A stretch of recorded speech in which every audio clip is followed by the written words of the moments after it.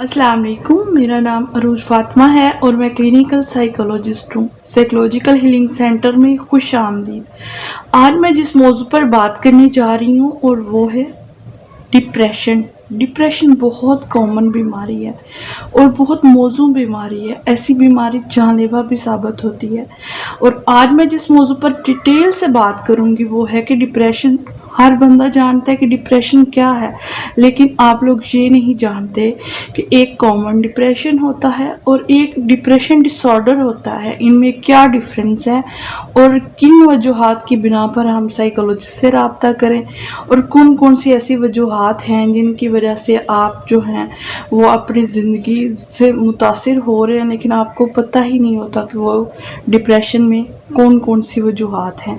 ठीक है, मैं आज आपसे बात करूँगी डिप्रेशन, कॉमन डिप्रेशन और डिप्रेशन डिसऑर्डर, इनमें क्या फ़र्क है, और दूसरा मैं आपको बताऊंगी इनकी सिम्टम्स क्या हैं और इसके कॉजेज़ क्या हैं और इसका ट्रीटमेंट क्या है, और आप कब एक साइकोलॉजिस्ट के पास जा सकते हैं और आप कब एक साइकेट्रिस्ट के पास जा सकते हैं। ठीक है, तो हम सबसे पहले बात करते हैं कि डिप्रेशन है क्या, कॉमन डिप्रेशन क्या है। कॉमन डिप्रेशन इसे कहते हैं कि जैसे फॉर एग्जांपल आप रोज़मर्रा ज़िंदगी में परेशान हैं, आपको छोटी छोटी बातों पर रिलेशनशिप में या घर में या किसी बहन भाई से, पेरेंट्स से, स्कूल में, अगर आप बिजनेसमैन हैं तो अपने पार्टनर से, या किसी भी चीज़ में छोटा मोटा प्रॉब्लम है, आप परेशान हो जाते हैं और आपका मूड चेंज हो जाता है, आपको हेडेक फील होता है या आप उदासी फील करते हैं, लेकिन वो 1 या 2 दिन या 3 दिन मैक्सिमम होता है और फिर आप एक नॉर्मल लाइफ में आ जाते हैं, आप वो सारी चीज़ें भूल जाते हैं। लेकिन जबकि जो डिसऑर्डर है, डिप्रेशन डिसऑर्डर है, वो बिल्कुल इससे बरअक्स है। वो कैसे है, उसमें क्या होता है, उसमें उसकी सिम्टम्स क्या हैं। सबसे पहले तो ये होता है कि डिप्रेशन डिसऑर्डर में आप बहुत ज़्यादा परेशान होते हैं, आपके मूड स्विंग्स होते हैं, आपको लगता है कि आप तन्हा हैं, आपके साथ कोई भी नहीं है, आपके साथ कोई भी मोहब्बत नहीं करता, आपको तवज्जो की ज़रूरत होती है, लेकिन आपके साथ कोई भी ज़्यादा अटैच नहीं होता, आप लोनलीनेस फील करते हैं, आप तन्हा रहना पसंद करते हैं और ख़ास तौर पर आप ज़्यादा बेड पे रहना पसंद करते हैं, आप कहीं पे मूव नहीं करते, अपने आप को बंद कर लेते हैं, चिड़चिड़ापन महसूस करते हैं, हिचकिचाहट महसूस करते हैं, आपको नींद नहीं आती, या तो आपको थोड़ी बहुत नींद आती है या फिर आपको बिल्कुल ही नहीं आती, या फिर आप सोते ही रहते हैं और बिल्कुल आप रेगुलर ज़िंदगी से कट ऑफ हो जाते हैं। पहले आप अपने दोस्तों के साथ हैंग आउट करते थे, अब नहीं करते। पहले आप बिजनेसमैन थे, डेली ऑफिस बहुत अच्छे बन के जाते थे, खुश होके जाते थे, अब आपका दिल नहीं करता और अब आपका मैरिज लाइफ डिस्टर्ब हो रही है। अगर आप रिलेशनशिप में हैं तो आपका रिलेशनशिप डिस्टर्ब हो रहा है। अगर आप घर में हैं, फैमिली के साथ हैं, बच्चों के साथ हैं या पेरेंट्स के साथ हैं, लेकिन आपका किसी से बात करने को दिल नहीं करता, अगर आप में ये सारे सिम्टम्स हैं तो इट्स मीन आप, और ये सिम्टम्स आपकी अगर पूरे 1 हफ्ता नहीं, 2 हफ्ता नहीं, अगर 3 हफ्ते लगातार आप इसी कंडीशन से गुजरते हैं तो देन आपको डिप्रेशन डिसऑर्डर है, कॉमन डिप्रेशन नहीं है।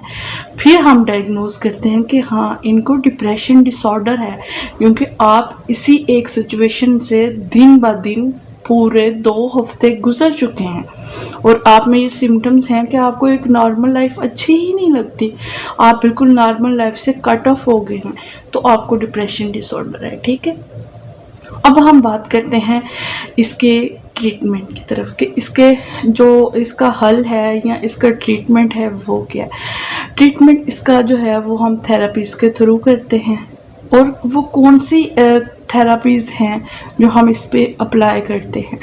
तो इसमें साइकोथेरेपी यूज़ होती है, उसमें हम टॉकिंग थेरेपी यूज़ कर सकते हैं, उसमें हम कोग्निटिव बिहेवियर थेरेपी जो होती है वो हम CBT जिसे कहते हैं वो हम यूज़ कर सकते हैं। उसके अलावा ये है कि उसको मेडिकेशन के थ्रू, और मेडिकेशन में कुछ रिलैक्सेशन पिल्स होती हैं इसके अलावा, और मेडिसिन हमेशा आपको साइकेट्रिस्ट ही सजेस्ट करते हैं, और साइकोलॉजिस्ट जो होता है वो जस्ट डायग्नोस करता है और आपकी थेरेपीज़ के थ्रू आपको जो है वो डिप्रेशन से बाहर निकालने की कोशिश करता है। लेकिन जो साइकेट्रिस्ट होता है वो आपको मेडिसिन के थ्रू आपको प्रॉपर इलाज करता है और फिर आप जो है वो डिप्रेशन से बाहर आते हैं। जो है वो आपकी पूरी हिस्ट्री बताता किसको है, वो आपकी पूरी हिस्ट्री जो है वो साइकेट्रिस्ट के साथ शेयर करता है और कि इसको डायग्नोज किया गया है, इसमें ये सिम्टम्स हैं, ये कॉजेज़ हैं, तो जिसकी वजह से जो है ये डिप्रेशन डिसऑर्डर का शिकार है और वो फिर आपको मेडिसिन देते हैं और आप डे बाय डे जो है वो बेहतर महसूस करते हैं। अब मैंने सिम्टम्स भी आपको बता दी, अब मैंने आपसे बात कर ली ट्रीटमेंट में कि हम कौन सी थेरेपीज यूज़ कर सकते हैं। अब मैं आपसे बात करूँगी कि इसकी कॉजेज़ क्या है। ठीक है, डिप्रेशन की सबसे बड़ी काजेज़ जो है, जब हम साइकोलॉजिकल में बात करते हैं ना, साइकोलॉजिकल फीलिंग्स के बारे में साइकोलॉजी के अबाउट बात करते हैं, तो उसमें कहीं ना कहीं जेनेटिक आ जाती है कि जीन्स में जो चीज़ होती है, अगर फॉर एग्जांपल आपके पेरेंट्स को, आपके ददियाल में, आपके दादा दादी, बहन भाई या आपके फोर फादर्स में से कुछ लोग ऐसे गुजरे हों जो डिप्रेशन का शिकार थे या उनको डिप्रेशन था, या आपकी फैमिली में कोई ना कोई ऐसा है जिनसे आपका ब्लड रिलेशन है और उनको डिप्रेशन था, तो इट्स मीन आप भी डिप्रेशन का शिकार हो गए। जीन्स में आप में ये डेवलप आ गया, डेवलप आपने किया है जीन से। ये जो है जेनेटिक प्रॉब्लम जो है, ये तो साइंस भी एक्सेप्ट करती है और साइकोलॉजिकल प्रॉब्लम ज़्यादा होते ही इसकी वजह से है, जेनेटिक प्रॉब्लम की वजह से। ठीक है, और दूसरी बात जो है वो सबसे इम्पोर्टेंट ये है कि हमारे जो माइंड होते हैं कुछ केमिकल्स होते हैं, ठीक है, और वो कौन से मूड रिलेटिंग केमिकल्स होते हैं जिसमें हम जो है वो सेरोटीन, डोपामिन, नोराफिन और इसके अलावा जो है वो अफीन जैसे केमिकल्स होते हैं जो हमारे माइंड में जो सारे हमारे मूड स्विंग्स होते हैं उनको कंट्रोल करते हैं।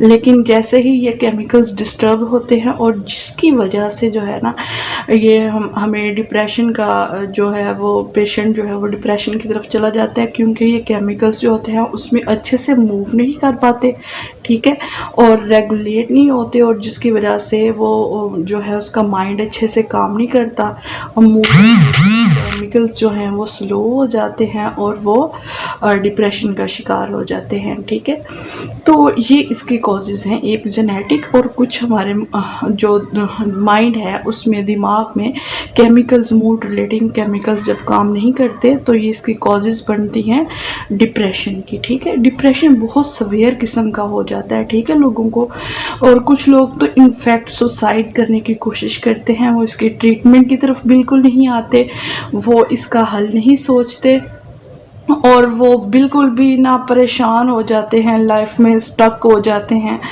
और उनको लगता है कि बस ज़िंदगी अब ख़त्म हो गई है हमारी, और हम जो है ना वो सुसाइड की तरफ ज़्यादा पसंद करते हैं कि हम सुसाइड कर लेते हैं बस, अब ना तो हम ज़िंदगी को अच्छे तरीके से गुजार सकते हैं और बेड पे लेटना ये कोई ज़िंदगी तो नहीं है, तो वो अपना हल की तरफ आते ही नहीं है। ठीक है, तो ये कोई देखे, कोई अगर आप किसी से शेयर करेंगे तो हो सकता है कि आपका ये मसला ख़त्म हो जाए, लेकिन अगर आप शेयर ही नहीं करेंगे, आप सुसाइड करेंगे, अपने आप को अजियत देंगे, तकलीफ़ देंगे, तो ये एक चीज़ तो ये कि ये इस्लाम में भी हराम है सुसाइड करना, और दूसरा ये देखें कि ज़िंदगी बहुत अनमोल है।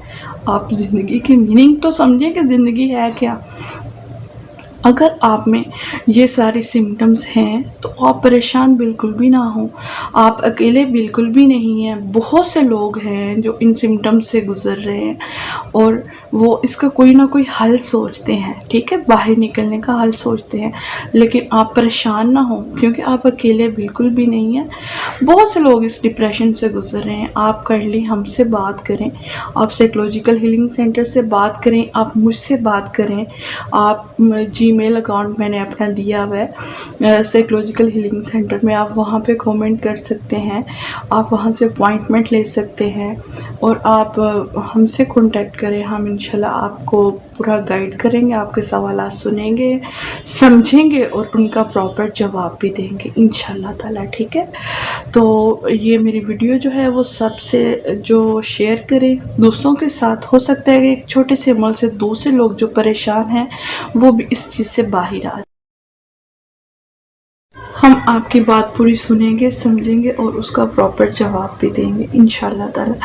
और हाँ, एक बात मैं और बहुत इम्पोर्टेंट इसमें शेयर करती जाऊँ कि कुछ लोगों को लगता है कि अगर हम किसी साइकियाट्रिस्ट के पास जाएंगे तो या फिर साइकोलॉजिस्ट के पास जाएंगे तो वो बहुत ज़्यादा हमारे सेशन लेंगे या हमें बार बार बुलाएंगे, या मेडिसिन अगर साइकियाट्रिस्ट के पास जाएंगे तो बहुत ज़्यादा देर टाइम लगेगा इसमें।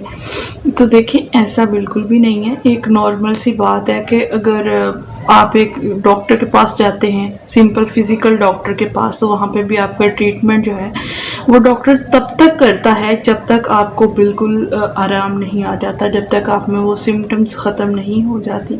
और वो तो देखें फिर एक फ़िज़िकल सिम्टम्स होती हैं और ये एक साइकोलॉजिकल सिम्टम्स होती हैं जिनको जाने में टाइम लगता है। तो आप काइंडली जो है ये बात अपने माइंड से निकाल दें। लेकिन साइकोलॉजिकल जो इश्यूज़ हैं उनका ट्रीटमेंट जो है वो थोड़ा लेंथी होता है, लंबा होता है और वो थोड़ा अरसा ज़्यादा चलता है।